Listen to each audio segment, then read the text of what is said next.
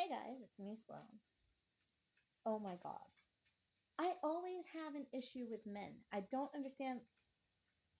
I do understand men, but I don't understand men at the same time. Because as a girl who was raised by men to be a guy, I get it, you know? But at the same time, I don't understand the constant desperation and entitlement to my body. I have autonomy, my guy, like, seriously. So here's the story of the cab driver. I have had a problem getting my plastic surgeons to agree to do the surgery for my breasts for 5 years. And when I was taking the cab that morning, we just happened to be very animated, my niece and I, and we were talking about how the last time I had been at my plastic surgeon, they had said that they would take a gunshot wound victim before they would take me. So I told my niece that if they said it again this time, that when we leave the hospital, she should just stab my tits so that that way I would be taken in and actually seen and taken care of. We didn't mean it, but we were going on about it in a very animated kind of way. No, no, I'd shoot you in the tit.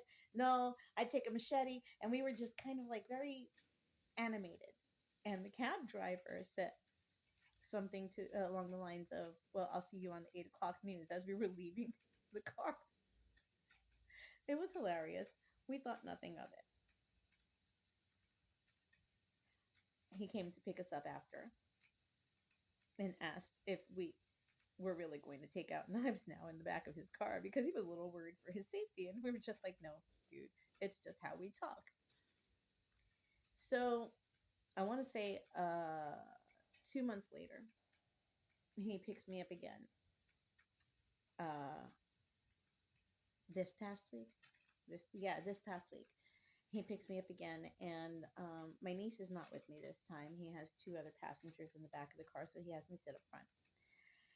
And he starts asking me questions, and we're just having a conversation, about like politics and how the way the country is going, and how I haven't approved of a president since Jimmy Carter. And so, like, because all of them have been shady and done this country wrong since.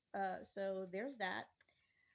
No, I'm not Republican. No, I am not a Democrat. It's just the way that I feel. And so we were having a conversation about that, and he was just like, "Wow, that's very different." I'm like, "Yeah, yeah." So when we came to my house, he dropped off the other two. We came to my house, and he had to pee. And I was like, "Listen, none of these stores over here are gonna let you pee. You can come upstairs and take a piss in my house." So he did, and we had such a great conversation. He came upstairs and he had a great rapport with my niece, who was already here. And so we were joking around or whatever, and he asked me, "Can I keep your number?" And I was like, "To hang out?" And he was like, "Yeah, sure, why not? I don't see why not." Because I'm dense, I didn't realize he was hitting on me. Also, because it wasn't an overt "I'm hitting on you" sort of thing. We were literally just having a conversation about politics and the state of the country, and how we're living now and how it's bullshit. And so there was that, and I didn't think anything of it. He didn't call or text for like 3 days, and I'm actually using the phone that he texted me on to record, so I can't read the messages. But basically, he called at like 1:30 or 2 o'clock in the morning on Friday night. Now, I had a company at the time, and I didn't see fit to answer the phone because I was literally trying to get rid of my company so I could go to sleep. Another text at 3 a.m. Dude, still trying to get rid of my company. Like, it's been 1 o'clock, 3 o'clock in the morning. I'm trying to get out so I can go to sleep. I finally get to sleep at 4:30 in the morning. I answer his text in the afternoon when I do finally wake up, and I'm like, "Dude, sorry, I was sleeping." He also had tried to call. That's when I put my phone on Do Not Disturb. And he sent me a couple messages or whatever. Oh, I just wanted to see how you were doing. I wanted to hang out. Okay. Not at that hour, dude. Oh, also, at some point we had talked about my relationships, and he was like, "So, are you seeing anyone?" I should have guessed it then, and I was like, "No, no, no. I don't keep those. I don't date those." But see, here's the thing: when a woman says that she doesn't actively date, it doesn't necessarily mean she wants to fuck you. This is something guys have to keep in mind because this guy is so far from my type that his assumption that that meant, yeah, I want to fuck you, it was so far from, it was so out of bounds that I didn't even, it never crossed my mind because he never crossed my mind. I'd forgotten who he was after the first time he drove me. Second time he drove me, I was like, oh, right, it's you. Oopsies.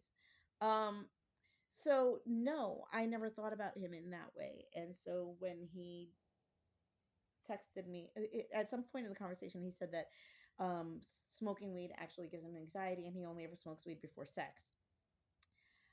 This morning, I woke up to a text from 3 o'clock in the morning again saying, I want to smoke with you. No, my dude. That's not how that works. I was like, listen, I thought you said you only smoke when you have sex. I'm not that girl. You are not my type, and I would love to hang out with you. You're fun to hang out with, but like, if you think it's going to be anything other than that, it's not, because I'm not that type of girl. I will tell you up front that you are not my type, and nothing's going to happen. So I'm waiting now for a response. See, this is what happens between me and men. Just because I'm open about my sex life and I'm open about my sexuality and I'm open about the fact that, well, one, I'm straight. Absolutely straight. I'm so straight that I am a gay man trapped in a woman's body. That's how straight I am. I'm only into men. Don't even like the girl parts on me. Why would I want them on another woman? That's how straight I am. Okay? So, but I'm also extremely selective. I have a type. I have a type, guys. I do. I don't know why men think, oh, well, she's my type, so I have to be hers. No, that is not how it works. I have a very, very distinct type. And just because I might be your type does not necessarily mean that you are mine. And so, therefore, this will make our communications a little bit difficult if you think that just because I'm not her type now doesn't mean I won't be her type later. No, no. I have a very, very specific type. And if you think that one day you're going to weasel your way into my panties, you are sorely mistaken. And you will find out in very, very rude ways the ruder you get with me. See, I'm one of those come in peace or leave in pieces kind of girls. And I'm fully armed at all times because of men like this. Okay? So, no, men, and be very careful about the type of women you try to pull this shit on because I am not the one. So, on that note, I'm going to leave you guys to think on the fact that maybe you're hitting on the wrong women. Maybe you need to find a type, or maybe you need to stick to the type of women who are attracted to you and your type. Because I am not the one. Unless you look like Sebastian Bach circa 1986, you're not my type. Unless you look like,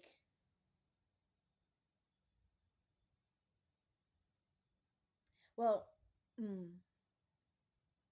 I love me some emo boys too, and goth boys, especially with the guy liner. Ugh, that turns me on. And if you are not that type, you are not my type. So when you come out and you start with the, oh, well, I'll grow on you sort of situation, no, no, please stop. And on that note, I am finished venting, and I will talk to you all soon. Bye.